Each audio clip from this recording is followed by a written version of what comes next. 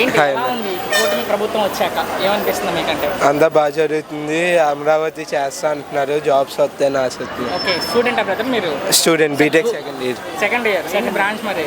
IT అన్న. IT. ఏంటి Google data center రాబోతుంది వైజాగ్, ఐడియా ఉందా మీకు? తెలియదు. ఓకే, వస్తుంది గూగుల్ డేటా సెంటర్ వైజాగ్ రాబోతుంది. దాని మీద మీ ఒపీనియన్ ఏంటి? వస్తే మంచిదే కన్నా. స్టూడెంట్స్ అందరికి జాబ్స్ వస్తాయి. ఇప్పుడు ఈ జాబ్స్ లేక ఇబ్బంది పడి హైదరాబాద్ వెళ్తున్నారు అందరూ. అంటే $15 బిలియన్ వాళ్ళు ఇన్వెస్ట్మెంట్ చేయబోతున్నారు. దగ్గర దగ్గర ₹1,00,000 కోట్ల వైజాగ్లో ఇన్వెస్ట్మెంట్ జరగబోతుంది. ఏం చెప్తారు దాని గురించి? ఆల్రెడీ మొత్తం అయిపోయింది ఒప్పందం కూడా. రాబోతున్నారు వాళ్ళు గూగుల్ డేటా సెంటర్ వాళ్ళు. వస్తే మంచిదే కదా అన్న. వస్తే మాకు జాబ్స్ వస్తాయి. మేము దానికోసం మా వాళ్ళు హైదరాబాద్ వెళ్ళి కష్టపడుతున్నారు. బెంగళూరు, చెన్నై వెళ్ళకుండా మన ఆంధ్రప్రదేశ్లో చేసుకోవచ్చు. ఆంధ్రప్రదేశ్లో చేసుకోవడానికి బాగుండేది. కానీ వైజాగ్ అది అవసరం లేదని చెప్పి కోర్టులో పిల్ వేశారన్నమాట తిరుపతి ఎంపీ గారు వైసీపీ. డేటా సెంటర్ వద్దని చెప్పి.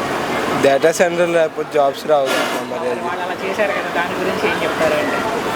కేసు వేయడం అయితే తప్పే అన్న. ఎందుకంటే ఏపీకి కూడా ఏదో ఒకటి ఉండాలి కదా కంపెనీస్ అవి. బాగా చేస్తున్నారు అన్న. ఎడ్యుకేషన్ సిస్టమ్ మొత్తం బాగా అప్డేట్ చేశారు. గవర్నమెంట్ స్కూల్స్ని కూడా అప్డేట్ చేస్తున్నారు. బాగా చేస్తున్నారు. ముఖ్యమంత్రి అంటున్నారు ఆయన ఇప్పుడు. మంచిది. దాని మీద మీ ఒపీనియన్ ఏంటి? సీఎం అవ్వచ్చు. అవ్వచ్చు. ఛాన్స్ ఉంది ఆయనకి. కాకపోతే పవన్ కళ్యాణ్ కూడా ఉన్నారు కదా. అంటే వీళ్ళు ఉగాది నాటికే అంటున్నారు, అంటే కన్ఫర్మ్ కాలేదు. ముఖ్యమంత్రి అయితే డిప్యూటీ సీఎంగా ఉన్న పవన్ కళ్యాణ్ గారి పరిస్థితి ఏంటి అంటే? ఎవరైనా సరే బై ది ఎండ్ మాకు ప్రజలకి ఏదైనా చేస్తారనే కదా అన్న. ఎవరైనా పర్లేదు, కానీ సిటిజన్స్కి ఉపయోగపడాలి అంతే.